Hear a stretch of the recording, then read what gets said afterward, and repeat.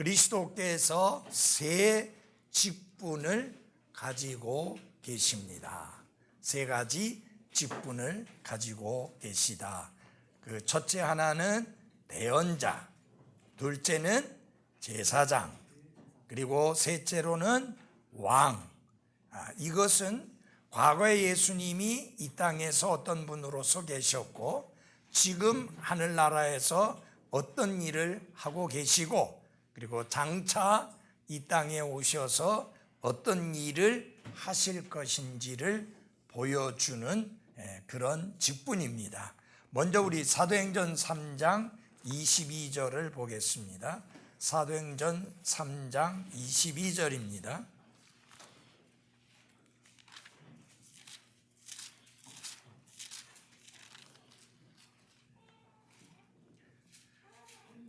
진실로 모세가 조상들에게 이르되 주 너희 하나님께서 너희 형제들 중에서 나와 같은 대언자 하나를 너희를 위하여 일으키시리니 그가 너희에게 무엇을 말하든지 너희는 모든 일에서 그의 말을 들을지니라. 그 대언자의 말을 들으려 하지 아니하는 모든 혼은 백성 가운데에서 멸망을 당하리라 하였고, 이 모세가 자기와 같은 대언자가 장차 일어날 것이다, 오실 것인데 그 특징이 있습니다. 그분이 하시는 말을 듣지 않으려고 하는 혼은 멸망을 당하리라. 여러분, 예수님은 대언자로서 하늘의 왕국의 복음을 선포하셨습니다. 그분은 두 가지를 선포하셨어요. 회개하라는 것하고 복음을 믿으라고 하는 것하고 이렇게 말씀을 대언하셨는데 특징이 있습니다. 그분이 하는 말을 듣지 아니하는 혼은 멸망을 당하리라. 여러분, 이사야 대언자가 하는 말을 듣지 아니하는 혼이 멸망당하지 않았습니다. 예레미야 대언자나 혹은 다니엘이나 호세아나 아모스나 이런 대언자들이 하는 말을 듣지 않았다고 해서 그 혼이 멸망을 당하지 않았습니다. 그러나 예수님이 말씀하시는 것을 듣지 아니하는 자는 그 혼이 뭘 당하리라? 멸망을 당하리라 라고 이렇게 말씀했습니다. 우리 요한복음 3장을 보시겠습니다. 요한복음 3장 15절.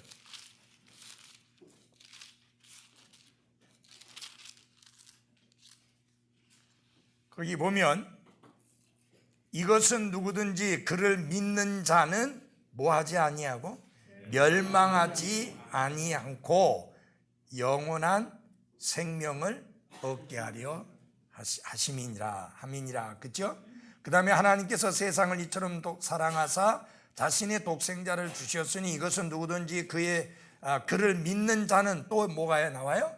멸망하지 않고. 자, 보십시오. 믿는 자는 멸망하지 않는다. 반대로 믿지 않는 자는 멸망한다. 그러니까 예수님이 대언자로서 회개와 복음을 선포하셨는데 그분의 말을 믿지 아니하는 혼은 멸망을 당하리라.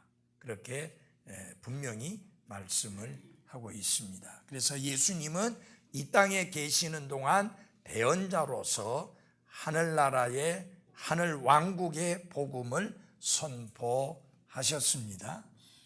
그 다음에 예수님은 지금 제사장으로서 하늘나라에서 어떤 일을 하고 계시는지를 보겠습니다. 히브리서 4장 4절입니다. 히브리서 4장 4절. 4장 14절. 4장 14절. 그런즉 우리에게 위대하신 대제사장 곧 하늘들로 들어가신 하나님의 아들 예수님이 계신 줄 알므로 우리가 우리의 신앙 고백을 굳게 붙들자. 하늘들로 들어가신 하나님의 아들 예수님이다. 자, 여러분, 킹 제임스 성경만 하늘들이라고 합니다. 개역 성경이나 개정 성경은 하늘이라고 이야기합니다. 그러나 우리가 저지난 금요일 날 공부한 것 같이 하늘은 하나의 하늘이 아니라 세 개의 하늘이 있는 거 우리가 하나님 말씀을 통해서 분명히 보았죠. 그렇기 때문에 하늘들이라고 복수로 말하는 것이 맞습니다. 자, 그러면 예수님께서 하늘들에 들어가셔서 무슨 일을 하시는가? 요한일서 2장에서 한번 찾아보겠습니다. 요한일서 2장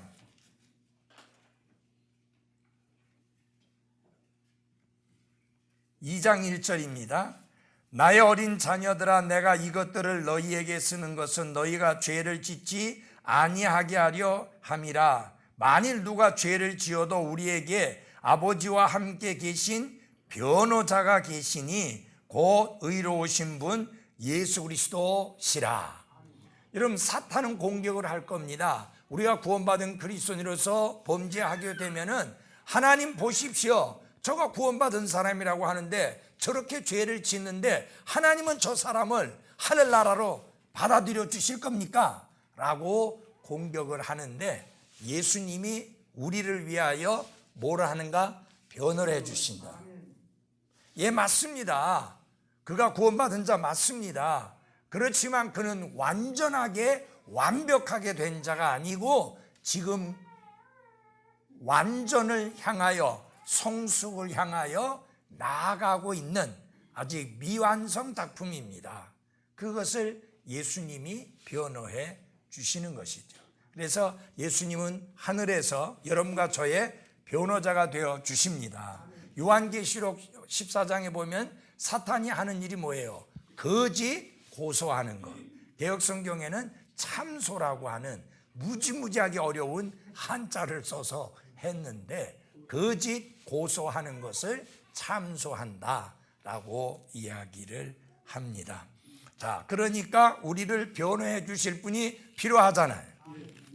바로 예수님이 그 일을 하시고 계시다. 그 다음에 예수님은 장차 왕으로서 군림해서 다스리시게 될 것입니다.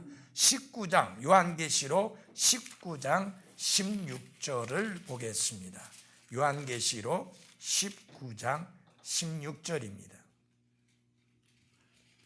15절부터 보아야 되겠습니다. 15절 보면은 이렇게 말씀하고 있습니다.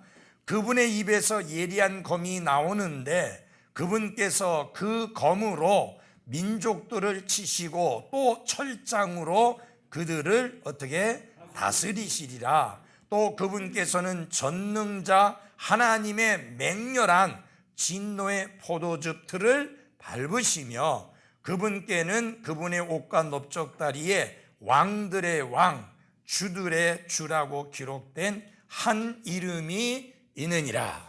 그래서 King of Kings, 왕들의 왕은 예수 그리스도 한 분뿐이십니다. 주들의 주도 예수 그리스도 한 분뿐이신데 그분이 장차 다스리시리라. 얼마 동안? 1000년 동안 다스리시게 됩니다.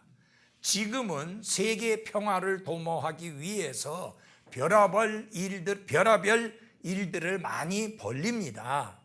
그렇지만 세계의 평화는 묘연한 이야기가 되고 있습니다. 유엔이 창설된 이후로 전쟁이 줄었느냐? 아니요. 유엔이 창설되기 이전보다 전쟁이 더 많이 일어났습니다. 그 말은 무슨 말이냐? 나라들의 연합을 통해서 세계의 평화를 가져오려고 하는 것은 인간의 생각이지 하나님의 방법이 아닙니다. 분명히 성경은 말씀합니다. 그분이 오시기 전에 전쟁과 전쟁의 소문이 그치지 않게 될 것이고 난리와 난리가 계속 일어나게 될 것인데 그야말로 6.25의 난리는 난리도 아니다 할 만큼 끔찍한 일들이 계속 지금 벌어지고 있습니다. 끊임없이 벌어지고 있습니다. 그래서 평강의 왕이신 예수님이 오시기 전까지 절대로 이 세상에는 평화가 없습니다. 예수님이 철장으로 질그릇을 깨트리듯이 다스리실 그때만이 진정한 평화가 있습니다. 그리고 중요한 건 뭐냐면 그때 평화가 있을 수밖에 없는 게 사탄이 평화의 파괴자인데 그 사탄이 1000년 동안 갇혀있게 됩니다. 그래서 더 이상 만국을, 나라들을, 민족들을, 사람들을 미혹하지 못하게 되고 의와 공평과 평강의 왕이신 예수님께서 1000년 동안 왕노를 하시게 되는 것입니다. 그때 우리는 예수 그리스도와 더불어 함께 다스리게 되는데 그 지역이 어딜지, 얼마나 넓은 지역을 다스리게 될지는 모릅니다. 그래도 한쪽은 뭐 다스리게 되겠죠. 그래서 그리스도께서 다스리시게 되는데 왕으로서 다윗의 왕자에 앉으셔서 다스리게 됩니다. 여러분 알다시피 왕이 오신다는 전령이 왕의 오심을 전했더니 그 전령을 어떻게 했어요? 죽여버렸습니다. 그가 누구예요? 침례자 요한이에요. 그 다음에 왕이 왔는데 왕을 죽여버렸어요. 그러니까 왕국도 세워질 수 없고 그래서 그 왕국이 세워지지 못하고 미뤄지게 된 겁니다. 그리고 구약의 대언자들은 전혀 보지 못했던, 알지도 못했던, 상상도 하지 못했던 교회 시대가 열려지게 된 것입니다. 자, 여러분 보십시오. 하나님 편에서 볼 때는 이스라엘이 왕이 오셨지만 그 백성이 왕으로 받아들이지 않을 것을 아셨을까요? 몰랐을까요? 아셨죠. 그렇죠? 하나님의 계획 속에는 항상 현재이니까 인간에게만 미래가 있고 과거가 있고 현재가 있지요. 하나님께는 항상 현재이십니다. 그래서 내가 스스로 있는 자라고 말씀하실 때 I am that I am이라고 이렇게 항상 현재이신 분인 것을 말씀을 하시게 된 겁니다. 자, 근데 우리가 대언자와 관련해서 여러분 이제 한 가지 좀 짚고 넘어갈 게 있는데요. 개역 성경에는 선지자라고 했죠. 그래서 뭐 소선지서, 대선지서 이렇게 이야기합니다. minor prophet, major prophet 이렇게 갖고 대예언서, 소예언서 해야 되는데 왜 이게 선지자가 아니냐? 선자가 무슨 선자예요? 먼저 선자예요. 알지자예요. 그리고 좀 듣기 거북하지만 놈자자예요. 그러니까 미리 아는 사람이라는 뜻인데 인간이 미리 알 수가 없습니다. 누가 미리 알 수가 있습니까? 하나님은 명백히 말씀했습니다. 너희가 내일 일을 알지 못하는도다. 그리고 하루 동안에 무슨 일이 일어날지도 알지 못하는 게 인생인데 그 사람이 어떻게 미래의 일을 미리 알 수 있느냐? 그런 의미가 아니에요. 여기 대언자는 장차 일어날 일을 다른 사람은 모르는데 나만 아는 그런 의미가 아니고 사람 앞에 서서 말하는 자다라는 뜻이에요. prophet이라고 하는 그 단어의 의미가 사람 앞에 서서 말하는 자. 그러면 여러분 보십시오. 내가 이제 대언자다, 이스라엘의 대언자다 하게 되면은 사람 앞에서 말을 하려면 제일 중요한 게 있습니다. 하나님께로부터 받은 바 대언이 있어야 돼요. 대언이라는 말이 내 말이 아니라는 말이잖아요. 다른 분의 말을 대신 전하는 게 대언인데 그러면 하나님께로부터 받은 바 말씀을 대신 전하는 대언하는 일이 대언자인데 하나님께로부터 받은 말씀이 있어야 대언을 할 수 있잖아요. 근데 성경을 보시게 되면 구약 성경에 보면은 내가 말씀을 준 게 없는데도 가서 말한다. 그렇죠? 그래서 여러분 거짓 대언자들의 특징이 뭐예요? 평안하지 않은데 가서 평안하다고 말하는 거예요. 여러분 누구 말을 잘 듣겠습니까? 예루살렘이 곧 망하고 여기 예루살렘 사람들이 포로로 잡혀가고 수많은 사람들이 죽고 너희들의 자녀들이 죽게 될 것이다. 그 말 듣기를 좋아하겠습니까? 아무 일 없다, 평안하다, 문제 없다, 그렇게 말하는 소리를 듣기를 좋아하겠습니까? 당연히 뒤에 거죠. 그 귀를 간지럽게 해주는 말을 듣고 싶어 하죠. 근데 그들이 하는 말은 대언이 아니에요. 자기 말을 하는 거예요. 근데 여기 이사야나 예레미야나 이런 대언자들은 자기 말을 한 게 아니라 하나님의 말씀을 받아서 그 말씀을 그대로 대언하는데, 이 대언자 예레미야는요, 하나님이 주신 말씀을 대언하는데 그 내용이 사람들이 듣기에 영 거북한 이야기고 들으면 가서 멱살 쥐고 한 대 후려칠 내용이에요. 그래서 얼마나 고생을 많이 합니까? 그러니까 예레미야가 뭐랬어요? 난 다시는 이제 말하지 않겠다. 예레미야가 그렇게 결심합니다. 나는 다시는 말하지 않겠다. 왜? 말만 하면 고통당하고, 말만 당하면 핍박받고, 말만 하면은 뭐 감옥에 갇히고, 말만 이제 하면은 죽을 고비를 넘기게 되니까 나 이제 말 안 하겠습니다. 예? 하나님 내게 말씀 주셨던 말도 난 이제 말 안 하겠습니다. 그러니까 내 속이 불붙는 것 같아서 견딜 수가 없어서 말한다. 여러분 보십시오. 하나님께 말씀을 받은 사람의 특징이 그거예요. 하나님께로부터 받은 말씀이 있었기 때문에 사람들이 좋아하든지 좋아하지 않든지 듣고 싶어 하든지 듣기 싫어 하든지 선포해야 되는 게 그게 대언자입니다. 왜 그러냐? 자기 말이 아니니까. 그야말로 하나님의 말씀을 사람들 앞에서 말하는 자예요. 그러면은 주의 깊게 잘 들으셔야 돼요. 지금 오늘날에 지금 대언자가 있느냐? 없습니다. 왜냐? 하나님이 새롭게 주시는 말씀이 없기 때문입니다.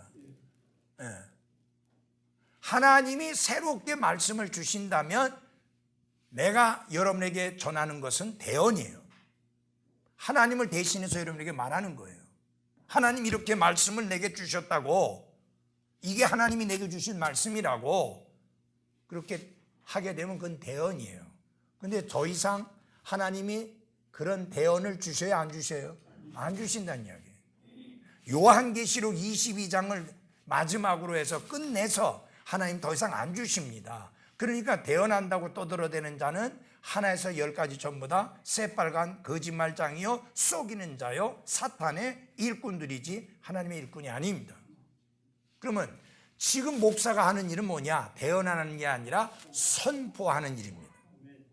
선포라고 하는 것은 이미 성경에 기록된 내용을 사람들에게 큰 소리로 외쳐 전하는 거예요. 들으라고, 이 말씀을 믿고 이 말씀을 따르라고 선포하는 거예요. 그러나 이 선포자에게 권능이 있고 권위가 있는 이유가 뭐냐?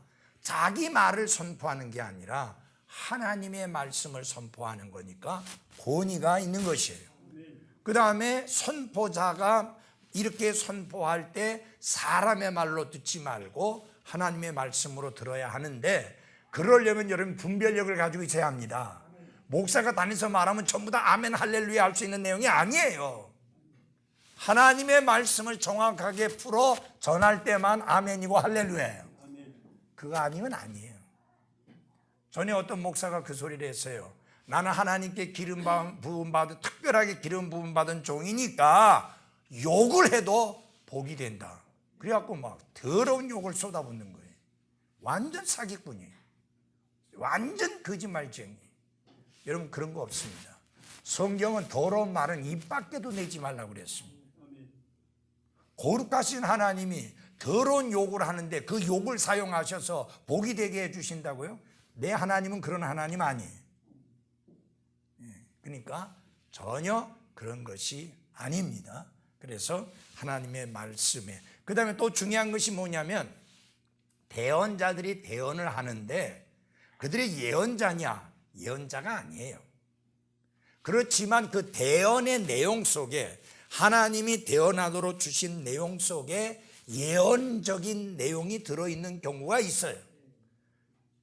당시에 해당되는 말씀도 있었지만 그 당시에 일어날 일이 아니라 오랜 후에 일어나게 될 내용을 하나님이 주셔서 대언한 경우가 있어요.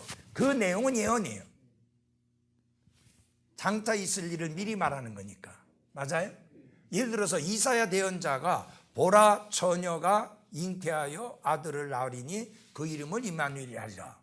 그거는 이사야 대언자 시대에 일어난 일이 아니에요.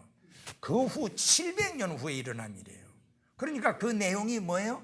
예언이죠. 그래서 대언자가 대언할 때 그 내용 속에는 당시에 그 당시와 관련된 내용도 있었지만 오랜 세월 후에 일어나게 될 것에 대한 예언적인 내용도 들어 있었다라고 하는 것입니다.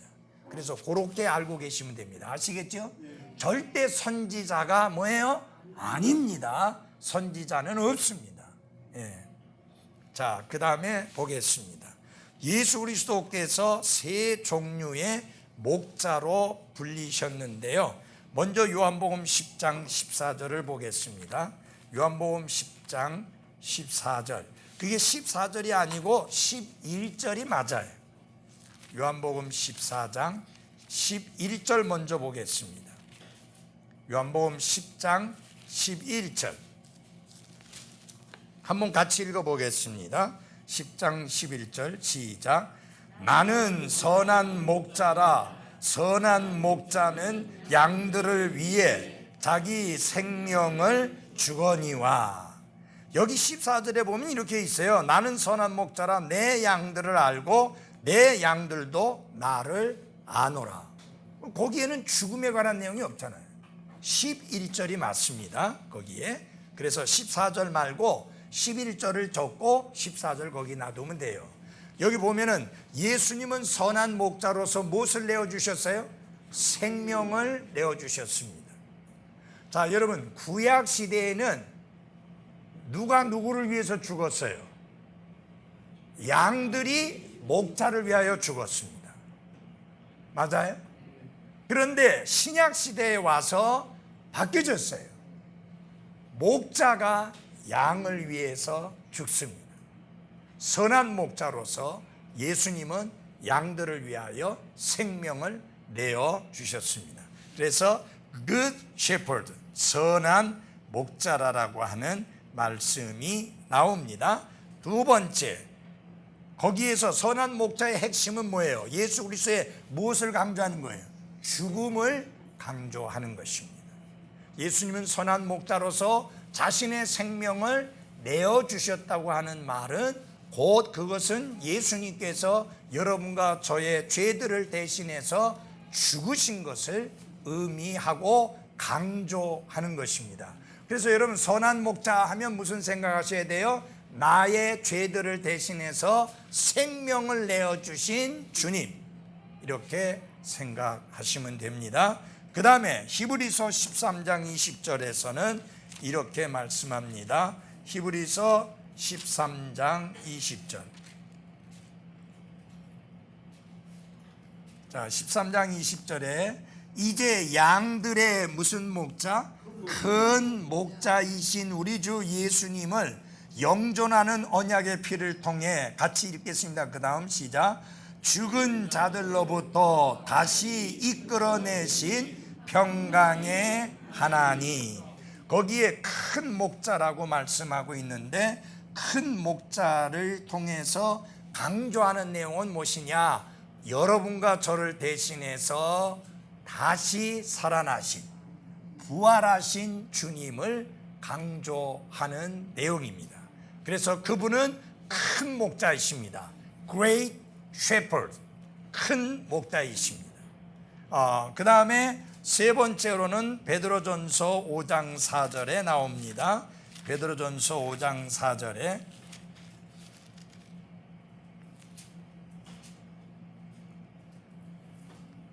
그리하면 목자장께서 나타나실 때에 너희가 사라지지 아니하는 영광의 관을 받으리라.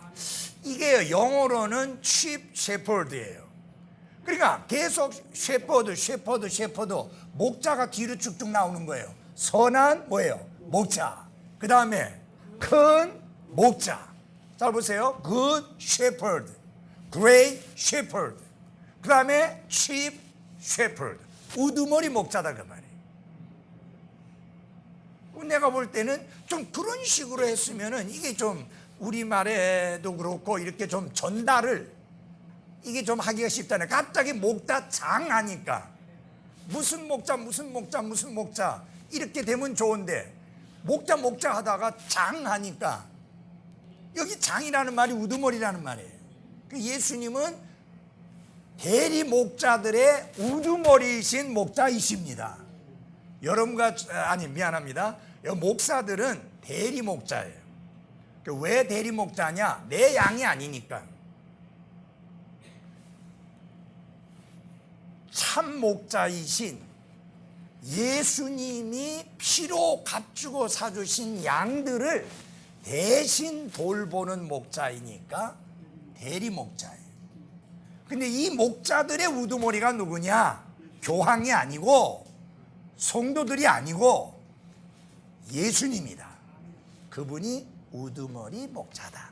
그래서 여기서 세 종류의 목자로 불리셨는데 선한 목자, 큰 목자, 우두머리 목자. 이해하시겠어요? 예. 그래서 여러분 보십시오. Good Shepherd, Great Shepherd, 그 다음에 Chief Shepherd 이렇게 해서 세 목자로 불리셨다라고 하는 것입니다. 자, 여러분 우리 성경에 보면은 구원받은 성도들을 위하여 예비해 놓으신 관, 크라운, 뭐 전에 면류관이라고 했죠. 예. 자, 그 관이 몇 개가 있죠? 예. 하도 이제 오랜만에 들어서 잘 긴가민가 합니까? 자, 그러면 한번 해봅시다. 무슨 다섯 개 중에 첫째 무슨가? 생명의 면류관, 또 의의 면류관, 그 다음에 기쁨의 면류관, 썩지 아니하는 면류관, 그리고 여기에 나오는 영광의 면류관, 관. 다섯 가지가 나옵니다. 전산 좀 꺼버립시다. 그런데 그 중에서 네 개는 여러분들이 다 받으실 수 있어요. 그러나 하나는 안 돼요. 예. 요것을 받으려면 우두머리 목자가 목자에게 주는 관이니까 여러분들은 목자 아니잖아요. 예. 저희들은 대리 목자잖아요. 그래서 대리 목자한 그 사람들에게만 특별히 주시는 관, 크라운이 영광의 관이다. 그리고 여러분 잘 보십시오. 저는 이게 기쁨의 관이 아니고 의의 관이 아니고 생명의 관이 아니고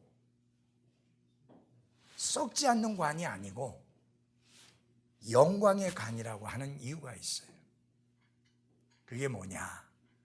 목사가 이 땅에서 제일 많이 받는 게 뭐냐? 욕, 치욕. 그래서 영광하고는 아주 거리가 멀게 삽니다. 그래서 나중에 우두머리 목자이신 예수님께서 영광의 관을 씌워주시는 것은 합당하다고 저는 그렇게 믿습니다. 그렇잖아요. 영광. 제가 그 페이스북에 어떤 필리핀 형제가 올린 이 글을 보니까 목사님을 위해서 기도하고 목사님을 소중하게 여기고 목사님을 존중하고 잘 예우하자 하는 내용 속에 뭐가 있느냐 하면은 목사 뒤에 온갖 종류의 칼과 그 화살과 그런 것들이 잔뜩 이 등에 꽂혀 있는 그 그림을 실으면서 이게 바로 목사님이다. 그런 내용이 나와 있는 걸 봤어요. 여러분, 동네 북처럼 마음대로 두들기고 때리고 그리고 비난하고 욕하고 공격하는 게 목사예요. 우리 교회 사람들은 안 그렇지만 혹시 이 말 듣고 찔리는 사람은 찔림 받으세요. 그렇게 해서는 안 되죠. 맞아요? 그렇게 하면 안 돼요. 그런데 많은 경우에 목사님들이 그렇게 힘들게 사역하고 있습니다. 그래서 많이 그렇게 이야기를 해요. 목사님들 그 속을 사진을 찍어보면 다 시커멓게 탔다라고 말할 정도로. 그래서 이 땅 위에서는 영광을 얻지 못하지만 나중에 주님께서 영광을 주신다라는 생각을 해봅니다. 그래서 세 목자로 불렸죠. 선한 목자, 큰 목자, 우두머리 목자, 그렇게 하시면 됩니다. 이해하셨죠? 그 다음에 그리스도를 통한 구원에는 세 시제가 있습니다. 시제는 시간을 말하는 것인데 과거적 구원, 그 다음에 현재적 구원, 그 다음에 뭐예요? 미래적 구원이 있습니다. 구원이 세 가지가 있다는 의미는 아니고요. 구원이 하나인데 이 구원은 이렇게 세 가지 양상을 띠고 있다. 첫째, 과거는 무엇이냐? 나는 죄의 형벌로부터 구원 뭐예요? 받았다. 그래서 여기에서 뭐냐면 penalty of sin, penalty, 죄의 형벌로부터. 그래서 여기에 P자로 시작합니다. penalty of sin, 죄의 형벌로부터 이미 구원을 받았습니다. 그래서 우리 에베소서 2장 8절을 봐주십시오. 너무나 많은 사람들이 이 구절을 수도 없이 반복해서 읽으면서도 구원의 확신도 갖지 못하고 죽어봐야 한다는 말을 하는 게 너무 이해가 안 되는 거예요. 자, 2장 8절 다 같이 읽겠습니다. 시작. 너희가 그 믿음을 통해 은혜로 구원을 받았나니. 잘 보세요. 구원을 어떻게? 받았나니 라고 말씀을 하고 있습니다. 받을지도 모른다가 아닙니다. 맞아요? 앞으로 받을 것이다가 아닙니다. 이미 뭐예요? 받았다 했습니다. 받았다. 그러니까 이게 무슨 말이냐면 현재 나의 소유다. 그 말이에요. 그런데 왜 이것을 확신하지 못하고 죽어봐야만 한다는 말을 하느냐? 칼빈의 예정론 때문에 그런 거예요. 그 예정이라는 말이 영어로 어떻게 되느냐면요, 프리, 그건 미리라는 말이에요. 영어로 앞에 그런 뜻이에요. 프리, 그 다음에 뒤에가 데스티네이션입니다. 운명이라는 말이에요. 무슨 말이냐? 미리 운명이 뭐 됐다? 정해졌다 그 말이에요. 최후에 그가 어디에서 영혼을 보내게 될 것이냐 하는 그의 운명이 미리 정해졌다. 언제?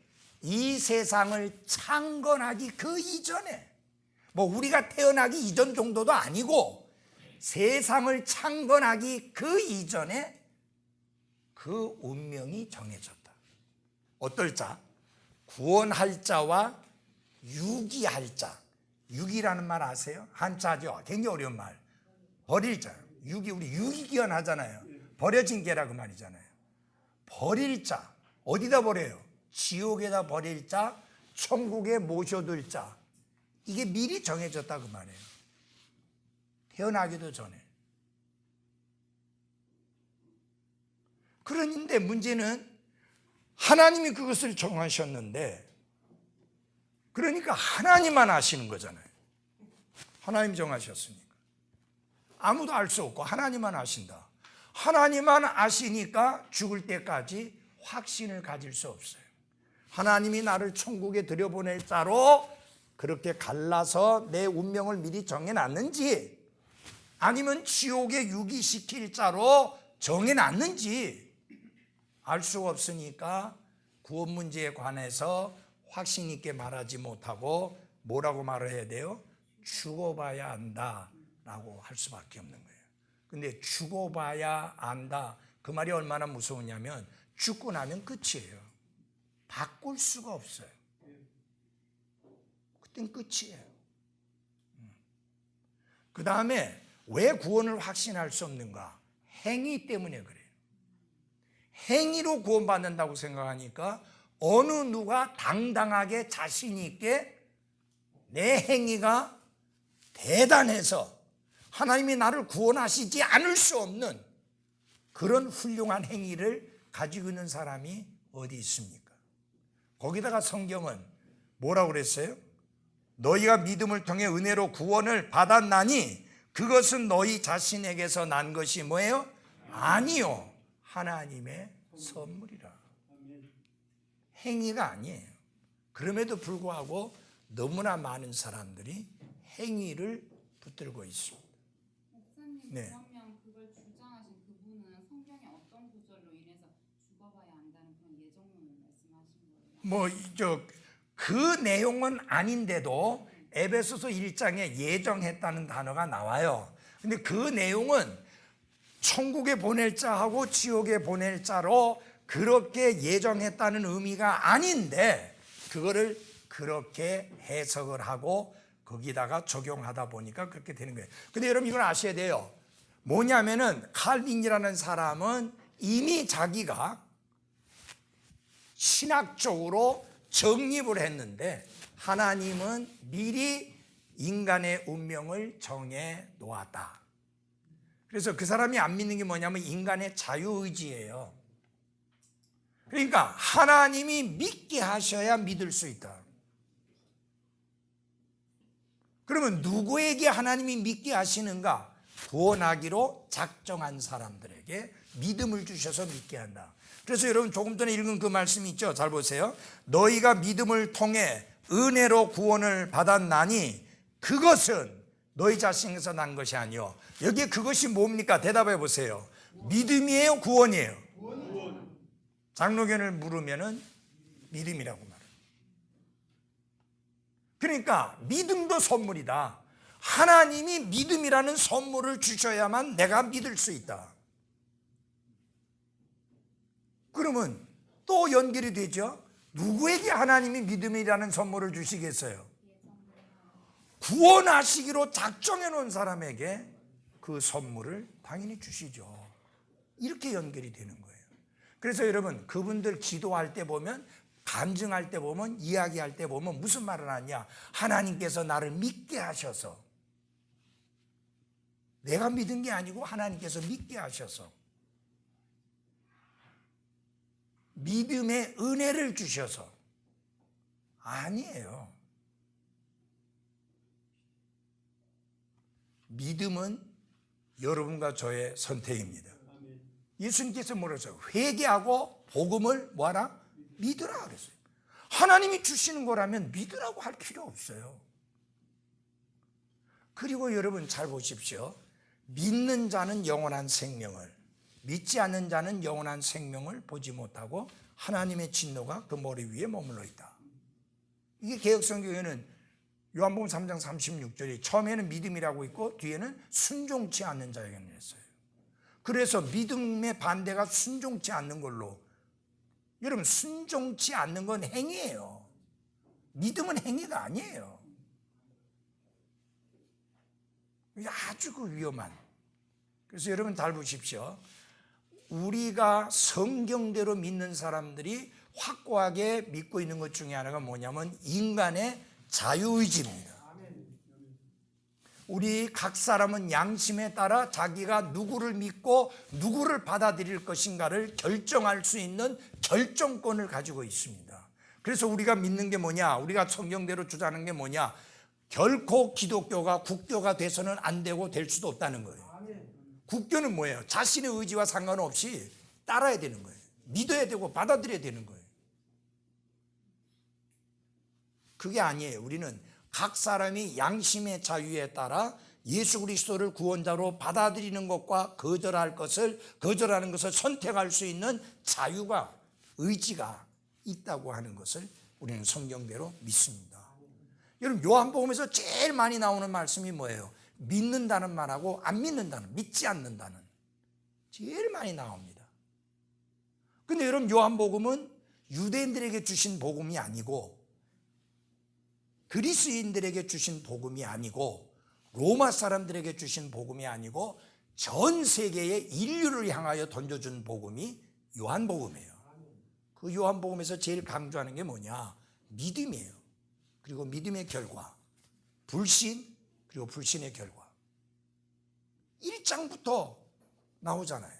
한번 찾아보겠습니다. 요한복음 1장.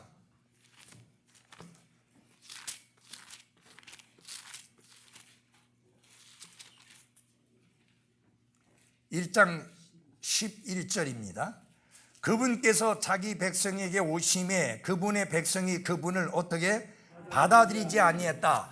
받아들이지 않는다는 게 무슨 의미냐 하는 것을 12절에서 설명합니다. 다 같이 읽어보겠습니다. 시작. 그분을 받아들인 자들 곧 그분의 이름을 믿는 자들에게는 다 하나님의 아들이 되는 권능을 그분께서 주셨으니, 여기 어디에 하나님이 구원하시기로 작정한 자들에게 그런 권능을 주셨다고 했습니까? 아니잖아요. 그분을 받아들이는 자들 곧 그분을 믿는 자들이라 그랬어요. 벌써 요한복음 1장부터 믿음에 대하여 나오고 있고, 그 다음에 그 믿음을 보이지 아니한 이스라엘의 불신에 대하여서 말씀을 하고 있습니다. 2장에도 보면은 사람들이 예수님을 믿지 아니했다는 내용이 나옵니다. 3장에는 믿지 않음과 믿음에 관한 내용이 계속 비교되면서 반복되어지고 있습니다. 우리 요한복음 3장 36절 보십시다. 36절에 보면 아들을 믿는 자에게는 뭐가 있고 영존하는 생명이 있고, 여기에 하나님이 택한 자에게는 영존하는 생명이 있고, 그렇게 안 했잖아요. 하나님이 구원하시기로 작정한 자에게는 영존하는 생명이 있고 라고 하지 않았잖아요. 그건 누구든지 상관없습니다. 아들을 믿는 자에게는 영존하는 생명이 있고 라고 분명히 말씀하고 있습니다. 맞아요? 그리고 하나님이 세상을 이처럼 사랑하사 자신의 독생자를 주셨으니 이는 누구든지 저를 믿는 자마다, 그죠? Whosoever, 누구든지, 남자든지 여자든지 흑인종이든지 백인종이든지 부자든지 가난한 자든지 있는 자든지 없는 자든지 상관없이 누구든지 믿는 자는 멸망하지 아니하고, 믿는 자는 멸망하지 않고지 하나님이 구원하시기로 작정한 자는 멸망하지 않고가 아니잖아요. 이 명백한 하나님의 말씀을 뒤집을 수 있는 어느 인간의 신학과 교리와 가르침은 없습니다. 그 다음에 36절 다시 보세요. 아들을 믿는 자에는 영존하는 생명이 있고, 그 다음에 뭐라 그랬어요? 아들을 믿지 않는 자는 생명을 보지 못하며. 아들을 믿지 않는 자라고 했지 지옥에 보내기로 유기된 자는 이라고 하지 않았잖아요. 근데 이걸 개혁성경에는 아들을 믿는 자에게는 영원한 생명, 영생이 있고, 아들을 믿지 않는 자가 아니고 아들을 순종치 않는 자는 영생을 보지 못하고 도리어 하나님의 진노가 그 위에 머물러 있느니라. 그래서 순종치 않는 자라고. 여러분, 믿음의 반대는 불순종이 아니라 믿음의 반대는 불신입니다. 안 믿는 것이지 불순종이 아니에요. 이렇게 하나님의 말씀을 뒤집어 버리는, 그러니까 마치 무엇과 같습니까? 행위로 구원받는 것처럼. 우리가 순종해서 구원받은 게 아니에요. 믿음으로 영원한 생명을 얻었습니다. 은혜로 믿음을 통해. 아멘. 네. 그래서 하나님이 믿게 하셔야 믿는 게 아니라 사람들은 누구나 회개하고 예수 그리스도를 구원자와 주님으로 믿어야 될 책임이 있습니다. 그리고 믿지 아니하면 그 결과를 스스로 거둬들여야 하는 것입니다. 한번 여러분 잘 보십시오. 처음에 하나님이 아담과 이브를 지으시고 하나님 말씀하셨어요. 선악을 알게 하는 나무의 실과를 먹지 말라. 먹는 날엔 정녕 뭐하리라? 반드시 죽으리라. 하나님께서 아담과 이브의 손을 묶지 않았어요. 그들의 손은 자유로웠어요. 그들의 눈도 자유로웠어요. 그들의 입도 자유로웠어요. 그 나무가 있는 곳에 접근할 수 있었고, 가서 쳐다볼 수 있었고, 원하면 따서 먹을 수도 있었지만 결과는 본인이 책임져야 되는 거예요. 그래서 중요한 건 뭐야? 하나님의 명령이 뭐냐? 먹지 말라는 거예요. 그런데 아담과 이브는 하나님의 명령을 무시했잖아요. 맞아요? 먹지 말라는 거 하찮게 여기고 발로 밟아버렸어요. 먹는 날에는 죽으리라고 그랬는데 그걸 쳐다보고 지혜롭게 만들 만큼 탐스럽게 보였다는 게 문제예요. 어떻게 먹는 날에는 반드시 죽는다고 했는데 어떻게 그렇게 탐스럽게 보입니까? 그러니까 그것을 먹는 선택을 하게 된 것이죠. 그리고 그 결과도 그들이 거두게 되었고, 그렇지만 하나님은 그들에게 긍휼을 베푸시고 은혜를 베푸셔서 하나님께로부터 영원히 분리되는 것이 아니라 하나님과 다시 회복할 수 있는, 화해할 수 있는 길을 열어주셨는데 그 길이 인간이 준비한 게 아니고 하나님이 준비하신 거예요. 하나님이 양을 준비하셨고 하나님이 죽이셨고 하나님이 피를 흘리셨고 하나님이 그 피를 통해서 그들을 받아주셨고 하나님이 그 가죽으로 아담과 이브를 입혀주셨습니다. 처음부터 끝까지 하나님이 하셨습니다. 근데 여러분, 아담과 이브는 선택할 수 있었습니다. 무엇을? 하나님, 나 그 보기도 징그러운 그 옷 싫어요. 그렇게 할 수도 있었어요. 그들이 그것을 받아들였고, 그 다음에 하나님께 나가는 길이 이제는 속죄의 헌물을 통해서만 하나님께 나갈 수 있다는 것을 부지런히 그의 아들 가인과 아벨에게 가르쳤습니다. 그래서 아벨은 가르침 받은 대로 그 믿음을 보이면서 그런 헌물을 하나님께 드렸고, 그때나 지금이나 똑같습니다. 똑같은 말씀 들었어요. 아니, 구원의 길이 몇 개 있다고 들은 게 아니에요. 하나뿐이라고 들었어요. 하나님께 나아가는 길이 두 개가 아니고 한 개라고 들었어요. 그때도 가인이 그거 개의치 않았던 것처럼 오늘날도 마찬가지. 하나님이 뭐라고 말씀하셨는가에 상관없이 개의치 않는 사람들이 지금도 있어요. 그래서 자기들 식으로 하나님께 나가겠다는 거 아니에요. 자기들 방법대로 하나님께 나가겠다는 거잖아요. 그러나 하나님께 나아가는 길은 유일합니다. 생명을 얻는 길은 유일합니다. 그거 외에는 다른 길이 없습니다. 그래서 우리 요한복음 5장을 열어주십시오. 요한복음 5장 24절.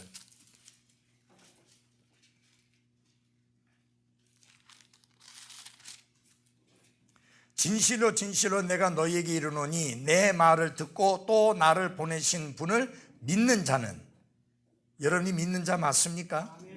성경의 약속입니다. 그다음에 여러분 다 보십시오. 믿는 자는 했습니다. 하나님이 구원하시기로 작정한 자는이 아니라 믿는 자. 믿는 건 누가 믿는 거예요? 내가 믿어요? 하나님이 믿어요? 내가 믿는 거예요. 믿는 자는, 그 다음에 무슨 약속이 있느냐? 뭐가 있어요? 영존하는 생명이 있고, 그러니까 내게 영생이 있음을 확신할 수 있다, 그 말 아니에요. 있으니까. 여러분, 없는 걸 확신할 수 없어요. 없는 걸 어떻게 확신해요? 그러나 있는 것은 확신할 수 있잖아요. 맞아요? 내 주머니에 열쇠가 있는 걸 내가 확신할 수 있잖아요. 열쇠가 있잖아요, 여기. 있는 건 확신할 수 있어요. 근데 없는 걸 어떻게 확신해요? 없는 건 확신해도 소용이 없어요. 여러분, 그럴 때 있어요? 분명히 휴대폰이 가방 안에 없는데도 분명히 내가 아까 가방 안에 넣었어. 분명히 가방 안에 있어요. 그 믿음은 그 믿음이 무슨 의미가 있어요? 없는데. 그러나 우리는 확신할 수 있는 게 있기 때문에, 예수님 약속하셨잖아요. 영존하는 생명이 뭐예요? 있고 있을지도 모른다.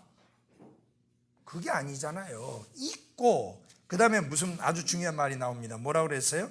또 정죄에 이르지 아니하리니 사망에서 생명으로 이미 옮겨졌느니라. 옮겨졌다. 이미 옮겨졌다고 말해요. 옮겨지기를 원하고 사모하고 바라고 간구하는 게 아니라 옮겨졌다 말이에요. 근데 여기 중요한 게 정죄에 이르지 아니한다 그랬죠. 정죄에 이르. 여러분, 정죄라는 말이 유죄 판결이에요. 컨뎀네이션이에요. 유죄 판결이란 말이에요. 유죄 판결이 내려져야 그 다음에 형벌이 떨어지잖아요. 그 다음에 형벌이 따르는 거예요. 그래서 우리나라는 미국하고 좀 다른 게 있어요. 혐의를 받아갖고 체포해서 그 다음에 구속영장을 신청해서 집어넣어 놓으면 그 사람을 완전히 죄수 취급해요. 그죠? 아직 구치소에 들어가 있으면 다 이미 죄수 취급해요. 아예 단정 지어요. 미국은 안 그래요. 미국은 안 그래요. 재판관이 선고를 내려서 유죄 판결을 내리기까지는 그는 무죄예요. 그러니까 중요한 거는 재판관이 유죄 판결을 내리느냐 안 내리느냐, 그게 결정인 거예요. 그게 결정적인 거예요. 마찬가지예요. 하나님이 재판관이에요. 우리 그분이 약속하셨어요. 정죄에 이르지 뭐예요? 무슨 말이냐면 유죄 판결 안 받는다 그 말이에요. 그런즉 그리스도 예수님 안에 있는 자에는 결코 정죄함이 없다. 유죄 판결이 없다. 유죄 판결이 안 났는데 무슨 페널티, 형벌이 따르냐 그 말이에요. 그래서 이미 우리는 사망에서 생명으로 옮겨진 자니까 이미 구원받았고 이미 죄의 형벌을 하고는 사요나라 한 사람이에요. 관계없는 거예요. 그래서 이미 우리는 죄의 형벌로부터 구원받았습니다. 그러니까 지옥에 대한 공포, 두려움에서 완전히 벗어났고 사라졌다 그 말입니다. 죄의 형벌, 죄는 형벌이 따르죠. 죄의 삭은 사망이라 했잖아요. 죄는 형벌이 따르는데 그 죄의 형벌에서 이미 우리는 구원을 받았다. 벌써 내가 구원받았던 그 순간에 이미 받았다 그 말이에요. 그래서 지옥은 나와 상관이 없는 곳이다. 그 다음에 두 번째 나오는 게 있습니다. 현재 나는 죄의 능력으로부터 구원받고 있습니다. Being saved from the power of sin. 여기도 P자가 들어갔잖아요. Power of sin. 죄의 능력, 죄의 권능으로부터 구원을 날마다 받아야 돼요. Being saved. 날마다 받아야 된다. 계속해서 받아야 된다. 그래서 요건 이렇게도 할 수 있습니다. 죄의 유혹, 죄의 시험, 또 temptation of sin. 죄의 유혹과 시험으로부터 날마다 구원받아야 됩니다. 이미 죄의 형벌로부터 벗어났고 해방됐고 자유롭게 되었고 더 이상 죄의 형벌로 인한 공포와 두려움이 완벽하게 사라졌지만 우리가 매일의 생활 속에서 현재 매일매일 살아가는 삶에서 구원받은 사람이 날마다 구원받아야 돼요. 어디서 구원받아야 되느냐? 죄의 형벌로부터가 아니에요. 그럼 끝났어요. 끝! 죄의 유혹, 죄의 시험, 그리고 죄가 나를 다스리려고 하는 죄의 권능으로부터 우리는 날마다 구원받아야 됩니다. 무슨 말이냐? 우리 자신을 주님께 내어드려서 죄가 우리를 주장하지 못하게 해야 된다라고 하는 말입니다. 여러분, 그래서 이게 또 신분과 실제 상태를 우리가 알아야 됩니다. 우리는 이미 구원받는 순간에 이미 죄에 대하여 죽은 자예요. 그건 우리의 신분이에요. 중요한 거는 실제 생활 속에서 죄에 대하여 죽은 자여 하나님을 향하여는 산 자와 같이 우리의 몸을 의의 도구로 하나님께 뭐예요? 드려야 합니다.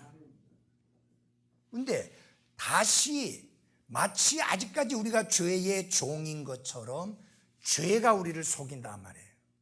사탄이 우리를 속여요.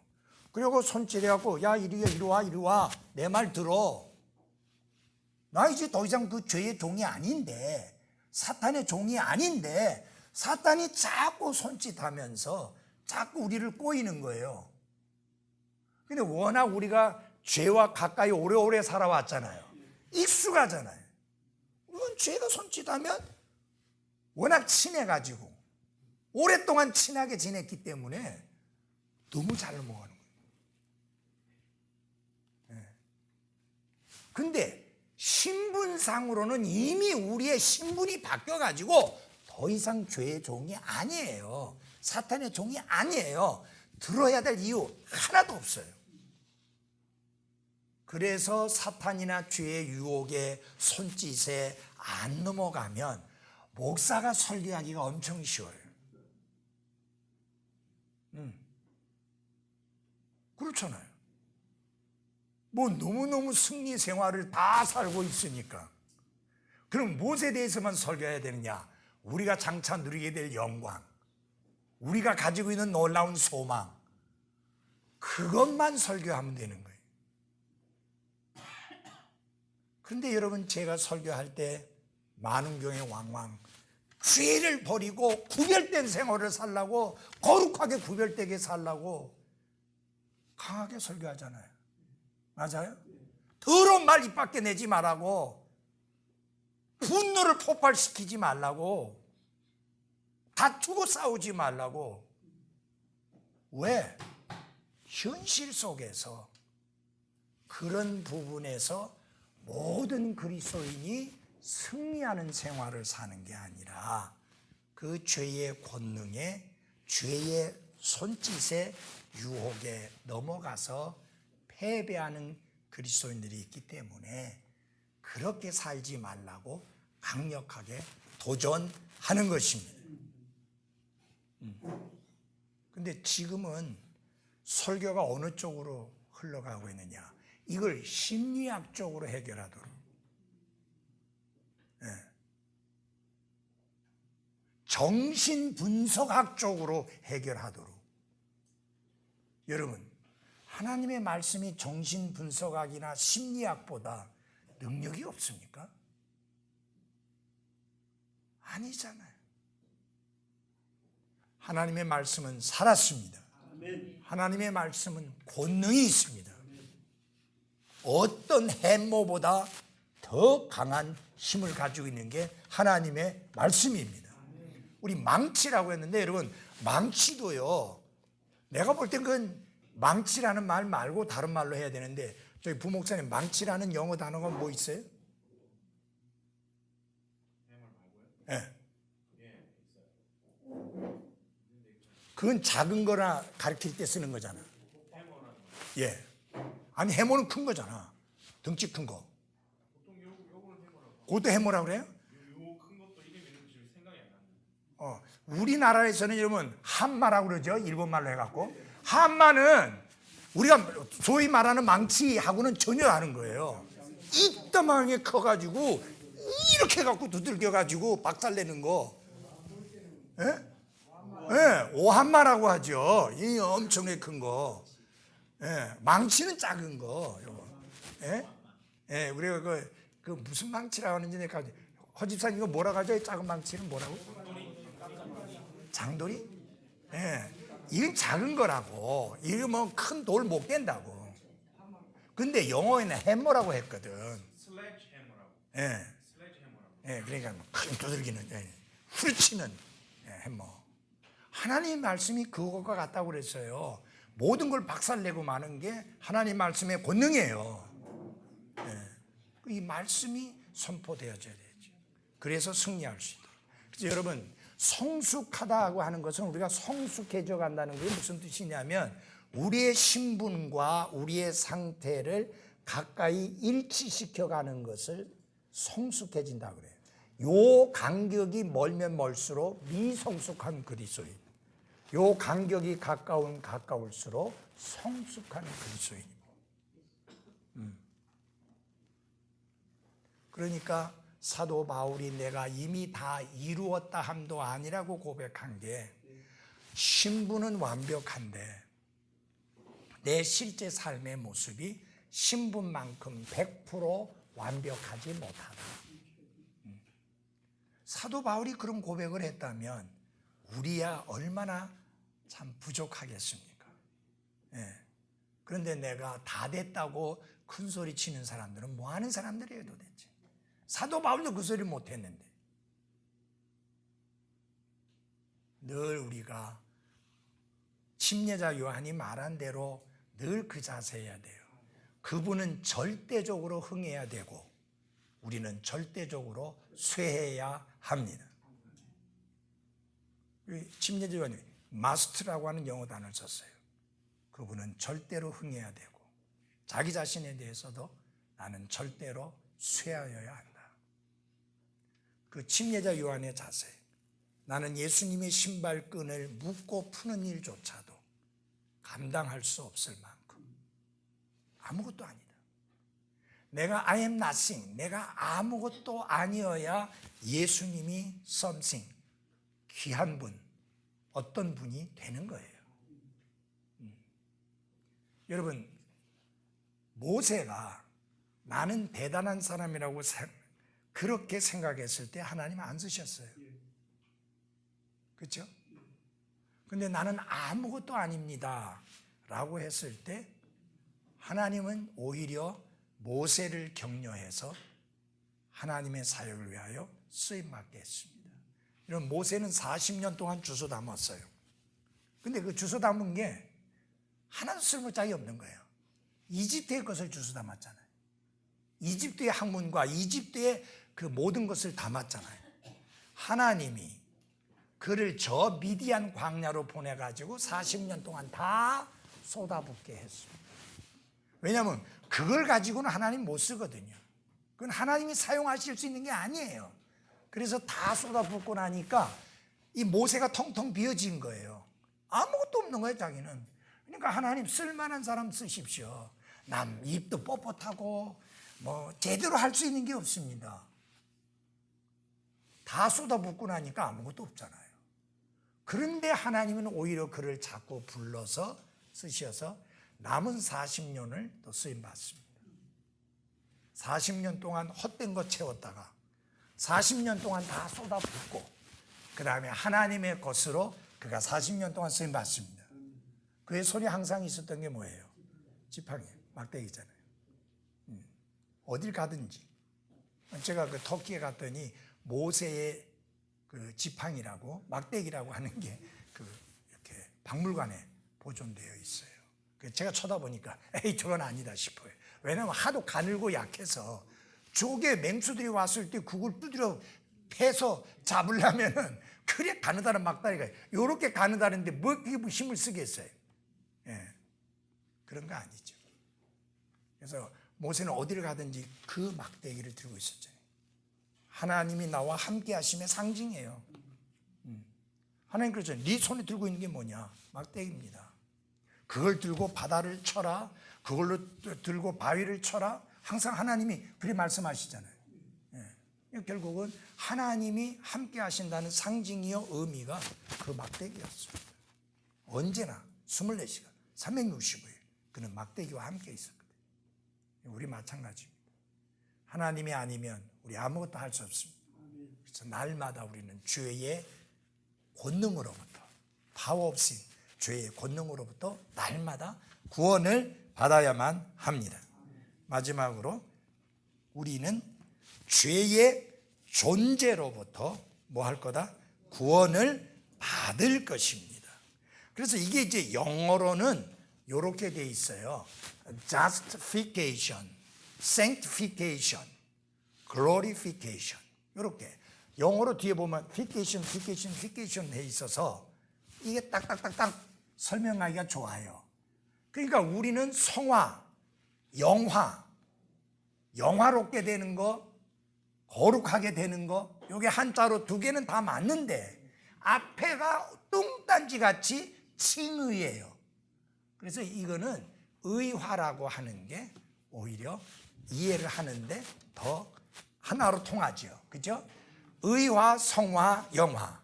그래서 옛날에 어떤 책들을 보면은 번역하신 분이 justification이라는 말을 의화라고 이렇게 번역한 경우가 있었어요. 왜냐하면은 성화, 영화와 같이 하나로 연결되려면 아까 목자도 선한 목자, 큰 목자, 우두머리 목자. 그러면 이게 딱딱딱딱 맞아 떨어지잖아요. 근데 우리 말은 한 번씩 그냥 이게 딱딱 맞아 떨어지지 않고 뚱딴지 같이 이렇게 되는 경우가 있습니다. 예. 자, 그렇게 아시면 됩니다. 우리 다 같이 빌립보서 3장을 열어 주십시오. 빌립보서 3장 20절 21절을 읽겠습니다. 빌립보서 3장 21절 그분께서는 모든 것을 자기에게 복종시킬 때 사용하는 능력을 발휘하사, 앞으로 능력을 발휘하신다는 거예요. 이전에 한 거 아니고 앞으로 능력을 발휘하신다. 그래서 무슨 일을 하실 것이냐, 그 다음 같이 읽겠습니다. 시작. 우리의 천한 몸을 변화시켜 자신의 영광스러운 몸과 같게 만드시리라. 하나님이, 예수님께서 모든 것을 복종시킬 때 사용하는 능력을 발휘하실 때가 오는데, 그때에 우리의 천한 몸을 변화시켜서 자신의 영광스러운 몸과 같게 만드시리라. 예수님의 영광스러운, 이거 뭐예요? 우리 몸의 구원을 말하는 거잖아요. 여러분, 우리 몸은 구원 받았어요, 안 받았어요? 왜 대답이 현찮아요? 여러분 몸 구원 받았어요? 아직 안 받았잖아요. 그래서 누굴 기다려요? 구원하는 자를 기다려요. 빌립보서 3장에 보면은 우리의 생활 방식은 하늘에 있으며 거기로부터, 여러분 대한민국에서부터가 아닙니다. 예, 미국에서도 아니고요. 거기 하늘로부터 뭐예요? 예, 또한 우리가 구원자 주 예수 그리스도를 뭐예요? 기다린다. 구원자를 기다린다. 무슨 구원자? 우리 몸을 구원하실 분을 기다린다. 우리 몸 구원받아야 돼요. 예. 왜? 우리 몸은 약하고 늙고 병들고 죽는 천한 몸이다. 그래서 변화가 돼야 돼. 예. 우리 노정남 형제님 요사이 정말 제가 볼 때는 하나님의 은혜예요. 지금 노정남 형제님은 하루하루 사는 게 기적으로 사는 거예요. 그 당 수치나 이 모든 걸 봐갖고는 저렇게 예배 시간에 와가지고 이 성경 공부 시간에 와서 1시간씩 이상 앉아 있을 수 없어요. 그 몸이 지금 감당해낼 수 있는 몸이 아닌데, 참 제가 들을 때 복이 되는 게, 집에 있으면 멀쩡한데 교회만 오면 아프다고 그렇게 말하면 굉장히 부담스러운데, 뭐라 그러냐면 집에 있을 때는 머리도 아프고 여기도 아프고 저기도 아픈데 교회만 오면 안 아프대. 얼마나 들을 때 좋아요. 아멘. 근데 많은 사람들이 반대로 이야기해요. 집에 있을 때는 허리도 안 아프고 뭐 여기도 저기도 안 아팠는데 교회 오니까 허리도 아프고 저기 교회당 들어오면서부터 짜증 내면서 인사도 못 해가지고 그냥 이러고 들어오고. 아니 이거 한다고 허리가 부러져요? 뭐 그거 인사도 못하고 왜 그렇게 살아? 예. 그러니까 지금 아무리 여기 건강하신 분도 그 몸이 구원받아야 돼요. 왜냐하면 그 몸이 늙는 몸이에요. 약해지는 몸이고, 그리고 병드는 몸이고, 죽는 몸이에요. 구원받아야 돼요. 어저께 밀양 가서 김옥수 사모를 보니까 참 많이 늙었구나 하는 생각이 들더라고요. 손도 그냥 쪼글쪼글쪼글하고 얼굴도 많이 늙었구나. 내가 제일 처음에 교회 왔을 때는 너무 저런 모습이 아니었는데, 여러분 그때 제 아내가 아기를 낳은 거예요. 성애를 낳은 거예요. 근데 그때는 신방 안 가면 죽는 줄 알았어요. 뭐 애기 저기 나 있는 동안에 신방 안 가면 될 텐데, 안 가면 죄책감 일어나고 안 가면 죽을 것 같고, 그래갖고 신방을 가야 되는데, 뭐 전도사는 부목사가 있었던 것도 아니고, 아까 이춘혁 자매가 그 이야기를 하니까, 목사님 사역자들이 있는데 사역자고 신방 가시지 왜 그렇게 하셨어요? 그때는 전도사고 뭐 아무도 없었다고, 내 혼자뿐이었다고.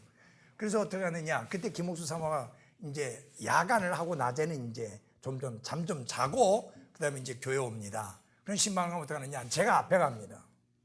그러면 이제 여러 발자국 뒤에서 따라와 가지고 그 집에 들어갑니다. 그럼 자매 따라 들어와서 신방하고, 또 그다음에 내가 먼저 나갑니다. 그럼 자매가 뒤에서 또 따라오고. 아니 그 목사님 뭐 그렇게 별스럽게 합니까? 간증을 읽고 싶지 않아서. 그 교회 전도사가 젊은 여자하고 같이 다니더라 그런 소리 나면 좋은 간증 안 되잖아요. 맞아요? 그때 우리 이제 이제 성에 나으니까 이제 제 아내는 병원에 있고 나는 성은이를 데리고 자야 되는데 또 이제 내가 병원에도 가야 되고 그러니까 그때 그 강예희 자매라고 그 자매에게 이제 낮에 우리 애도 봐주고 그러니까 영도에 살았었어요. 거제도까지 오니까 힘드니까 자는데 내가 그랬어요. 다른 자매 좀 이야기를 해서 같이 좀 자라. 이제 그래 하니까 목사님 괜찮아요. 저 안 무서워요. 내가 무섭다. 방이 2개 있었지만 이 문을 열고 가서 또 다른 문을 열어야 되지만 이쪽에서 내가 성은이를 데리고 자고 저쪽에서 자매가 혼자 잔다면 그 큰 교회당 건물에 사택에 돼야 안 돼요. 안 되잖아요. 그래서 내가 무섭다. 그래서 다른 자매 하나 데리고 와서 자라. 그래서 이제 자고 좀 또 아침에 빨리 서둘러서 병원에 가고 그렇게 했었습니다. 이거 뭘 말하는 거예요? 내가 말하는 건 뭐냐면 나도 죄의 유혹이 무섭다 그 말이에요. 나도 죄로부터 오는 시험이 무섭다 그 말이에요.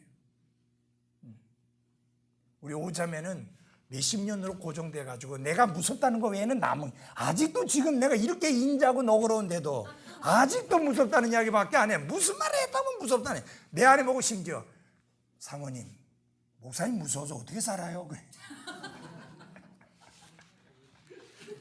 에? 한 번밖에 안 했어요. 예. 그러니까 그 무섭다고 하는 이제 그 누구지? 그때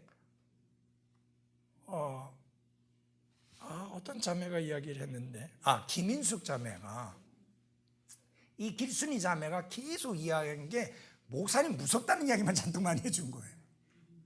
그러면서도 내가 제일 존경하는 분은 목사님이다 그런 이야기를 했는데 그 자기가 생각할 때 그때 교회를 좀 나왔어요.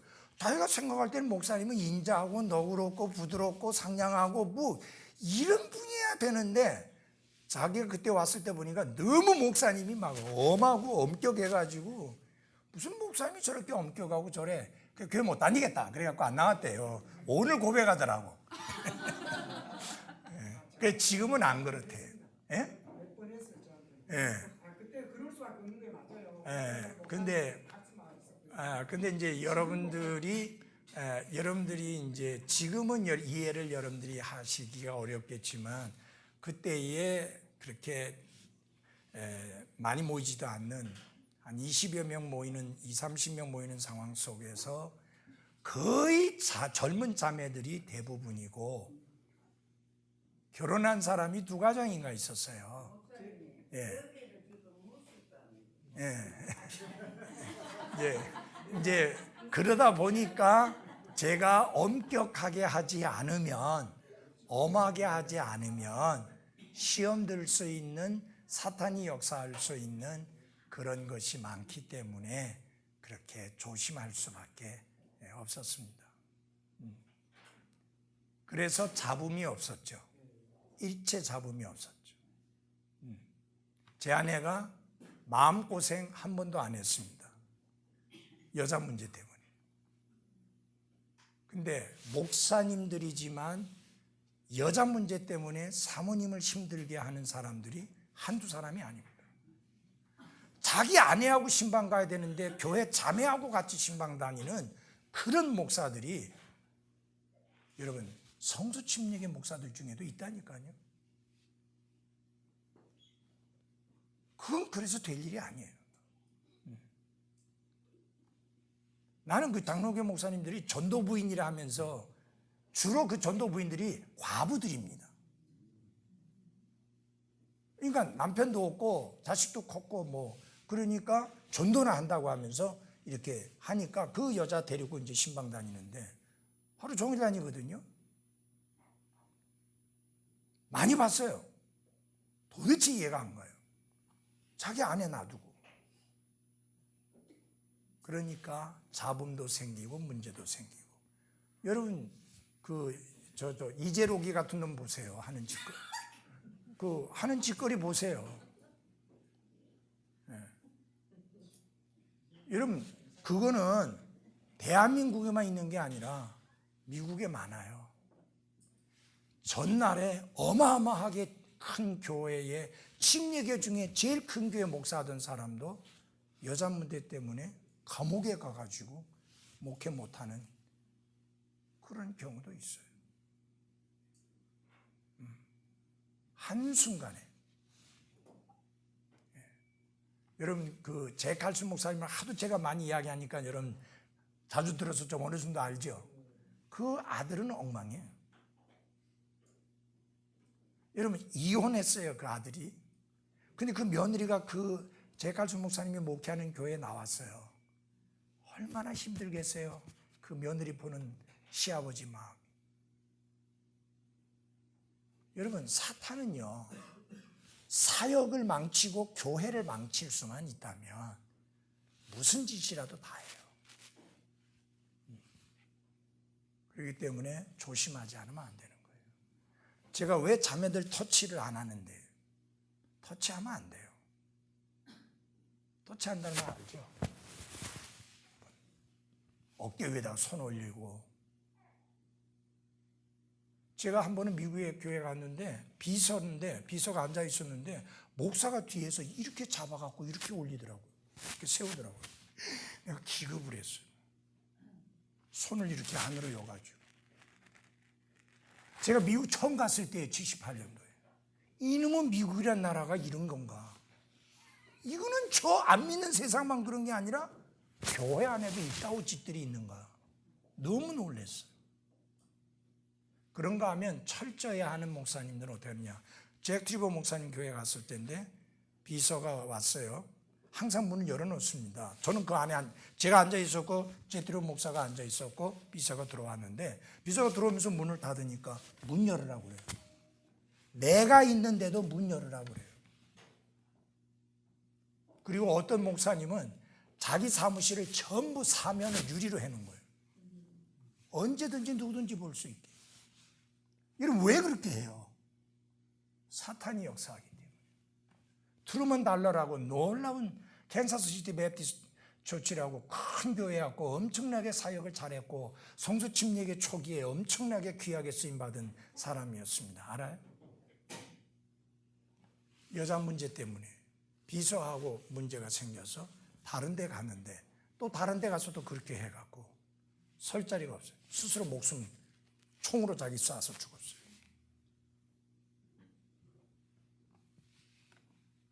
여러분 목사에게 제일 취약점이 뭐냐? 여자 문제예요.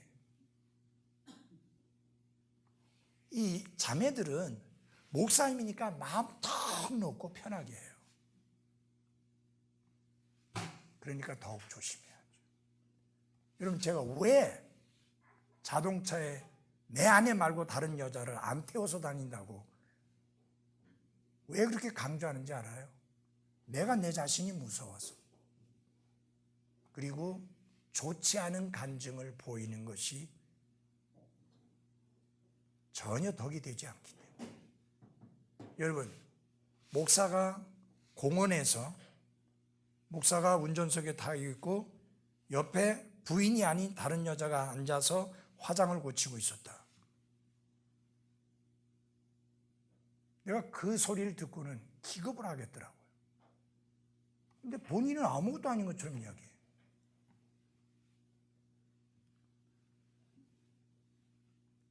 자기는 뭐 성인군자라 그런지 모르겠는데 성인군자 없어요. 절대로 그렇게 돼서는 안 돼요. 그래서 주의 유호에서 날마다 구원받아야 합니다. 그리고 마침내 우리는 죄의 존재로부터 presence of sin, 그것도 피해요. presence of sin, 죄의 존재 자체로부터 구원을 받게 될 것입니다. 여러분 하늘나라에 가면 더 이상 거기 죄가 없잖아요. 그러니까 유혹도 없어요. 시험도 없어요. 죄 자체가 없으니까. 그런 날이 옵니다. 그 다음에 항상 세 가지 은혜가 있습니다. 고린도전서 13장 13절 너무 잘 아는 말씀이죠. 무엇과 무엇이에요? 믿음과 소망과 사랑입니다. 이 세 가지 참 믿음, 소망, 사랑 앞으로 더 이상 믿음이 필요 없을 때가 오죠. 왜냐하면 믿음이 현실이 됐기 때문에. 그 다음에 소망. 믿음이 필요 없는 게 페이스 투 페이스, 얼굴과 얼굴을 맞대서 보니까 더 이상 믿음 필요 없잖아요. 보이지 않기 때문에 믿음이 필요한 거예요. 그러니까 보여주면 믿겠다는 말은 안 맞는 말이에요. 어저께 배를 샀는데 이렇게 3개가 들어있는데 생협에서 사면 좀 비쌉니다. 이게 뭐 유기농이고 뭐 그렇다고 해갖고. 근데 이렇게 포장되어 있잖아요. 근데 하얗게 포장된 게 아니라 거기 선전 내용 때문에 뭐 이렇게 이게 가려져 있잖아요. 집에 왔더니 배 하나가 물렁물렁한 거예요. 여러분, 보지 못했으니까 전혀 그런 나쁜 배가 안 들어있을 거라고 믿고 들고 온 거잖아요. 맞아요? 그냥 믿음이 필요해.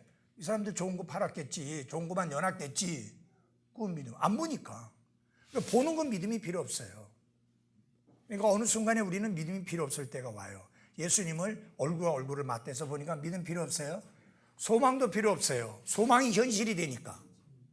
바라던 것이 현실이 돼버리니까 소망 필요 없잖아요. 근데 사랑은 영원한 거예요. 여러분, 하늘나라에서 우리가 영원히 할 것 중에 하나가 하나님 사랑하고 사랑을 고백하고 찬양하는 거예요. 그리고 서로 사랑하는 거고. 그래서 영원히 할 건 사랑이에요. 이 땅에 있는 동안에 많이 사랑하고 사랑을 잘 실천해야 하늘나라 가서 나설지 않는다 그 말이에요. 여기서 신경질 내고 짜증내고 다투고 싸우고 화내고 분쟁하고 이러다가 하늘나라 가니까 전부 사랑만 있는데 창피해서 어쩌려고 그래요. 예, 물론 그때 우리가 완전하게 되니까 변화되니까 괜찮겠지만 그래도 이 땅에 있는 동안에 사랑의 실천을 잘 보여야 합니다. 아멘. 여러분, 우리 교회를 말할 때, 기독교를 말할 때 뭘 말해요? 사랑을 말하잖아요. 근데 제일 많이 다투는 단체 중에 하나가 교회예요. 절간보다 더 많이 다퉈요. 얼마나 창피하고 부끄러운 이야기예요. 절대 다투면 안 돼요. 우리는 서로 사랑하고 또 사랑하고 또 사랑해야 합니다. 아멘. 근데 왜 사랑 안 하고 왜 다투게 되고 왜 짜증내고 왜 신경질 내느냐? 내가 살아서 그래. 내가 살아서 그래.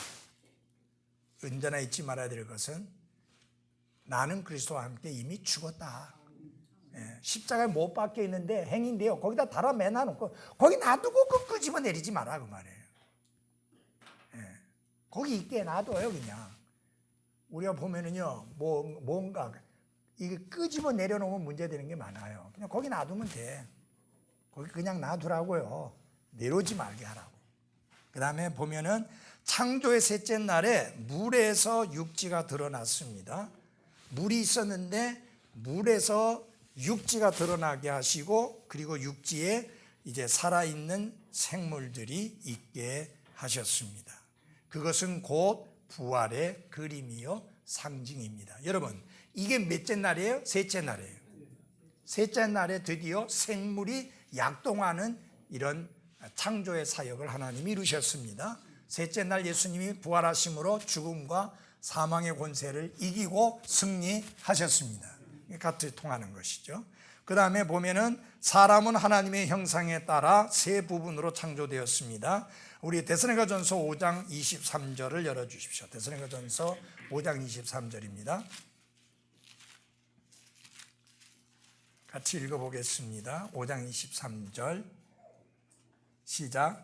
평강에 바로 그 하나님께서 너희를 온전하게 거룩히 구별하시기를 원하노라. 내가 하나님께 기도하여 너희의 온 영과 혼과 몸을 우리 주 예수 그리스도께서 오실 때까지 흠없이 보존해 주시기를 원하노라. 아멘. 여기 보면은 사람이 세 가지 요소로 구성되어 있죠.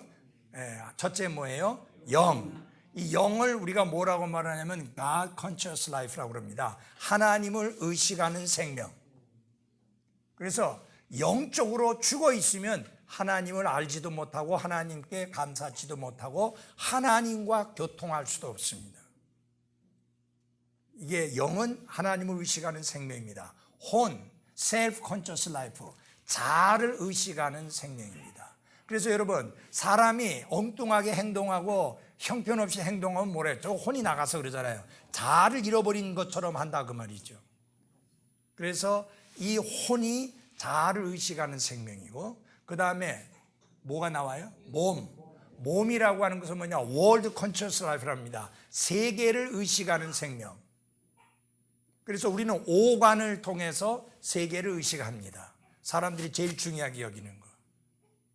그러나 성경은 그게 제일 중요한 것이라고 가르치지 않습니다. 예. 자, 그럼 잘 들어보십시오. 영은 구원받는 게 아니에요.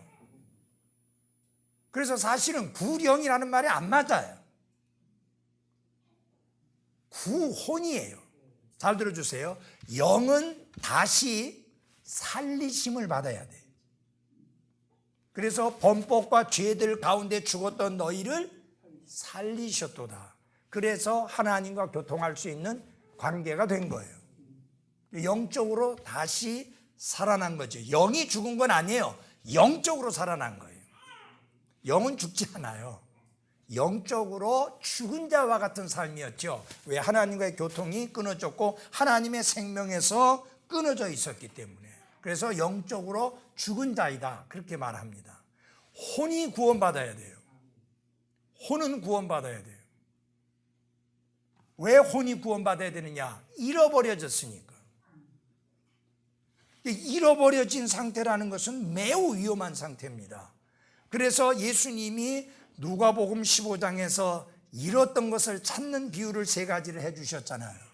그게 보면은 잃어버린 것을 찾아야 될 이유가 뭐냐? 위험해요. 양이 잃어버려졌다? 굉장히 위험해요.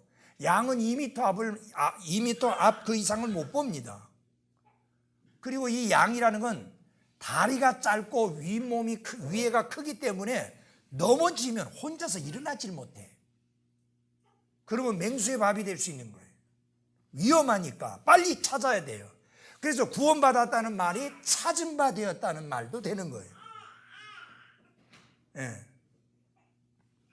그래서 안전하게, 잃어버린 것은 찾아서 위험한 상태에서 구출해내야 되니까 우리의 혼이 그렇게 위험한 상태에 있었다 그 말이에요. 그래서 구원받은 거예요. 몸은 구속함을 받아야 돼요. 몸은 구속함이라는 게 뭐냐면은 새롭게 변화되는 걸 말하는 거예요. 그래서 영은 살리심을 받아야 되고, 영적으로는 살리심을 받아야 되고, 혼은 구원받아야 되고, 몸은 구속함을 받아야 되고. 그래서 우리 몸이 구속함을 받는 날을 기다리는 거예요. 아멘. 네, 이렇게 분명히 영과 혼과 육이 구분되어져 있습니다. 자, 근데 예를 들어서 미국 사람들은 뭐라고 말하냐? 우리 소울 위닝 하러 갑시다. 윈 소울스, 구혼합시다 해야 되는데, 처음부터 그렇게 했으면 지금 구혼이라는 말을 해도 어색하지 않잖아요. 근데 지금 구혼이라고 하니까 무슨 뭐 결혼하자고 뭐 청하는 건가? 이렇게 돼버린 거예요. 그래서 소울 위닝 하면 구혼인데 구령이 돼버렸잖아요. 영은 구원하는 게 아니라니까. 살리심을 받아야 되는 거니까. 이해하시겠어요? 그 다음에 또 영혼 구령도 앞에도 안 맞고 뒤도 안 맞아. 영혼이라는 게 없습니다. 영과 혼은 있지만 영혼은 없어요.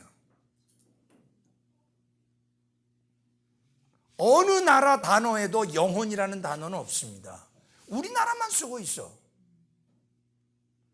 영이면 영이고 혼이면 혼인데 우리는 이거를 두드려 뭉쳐서 써버리니까 인간이 3분법으로 나눠지는 게 아니라 2분법으로 나눠지는 거예요. 영혼과 몸 이렇게 돼버리는 거예요. 아니요, 아까 말씀드렸죠? 영은 전혀 다른 거예요. 혼하고 몸하고 다른 거예요. 인간은 영과 혼과 몸으로 되어 있습니다. 이건 반드시 구분되어져야 되는 게 맞습니다. 잘 이해하셨어요? 네. 자, 그래서 이것이 자연에서도 하나님의 창조의 질서 가운데에서도 이 3이라는 것이 잘 조화를 이루며 나타나고 있습니다. 색의 삼원색도 빨강, 노랑, 파랑, 이 세 가지 색깔만 있으면 어떤 색깔도 만들어냅니다. 삼원색만 있으면 뭐든지 다 어떤 색깔도 다 만들어내요. 그 다음에 세 왕국들, 동물의 왕국, 식물의 왕국, 광물의 왕국.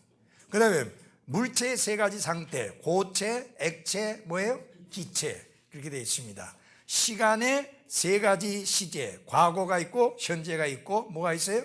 미래가 있었고. 3차원, 길이, 너비, 높이.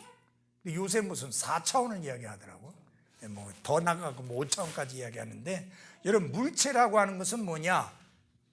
물체는 길이와 너비와 높이를 가지고 있는 것을 물체라고 합니다.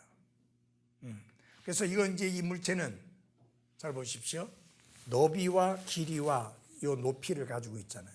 그래서 이런 거를 things, 물체라고 이야기합니다. 물건, 물체라고 이야기를 합니다. 인간 능력의 세 가지 영역, 생각하고 말하고 행동하고. 그래서 이 3이라는 숫자 속에 하나님은 많은 영적인 이 비밀들과 또 신비들과 교리와 교훈들을 담고 있다. 그래서 오늘로서 3은 다 맞추고 다음 주에는 4에 대해서 공부하겠습니다. 복이 되었습니까? 예, 기도하고 마칩시다.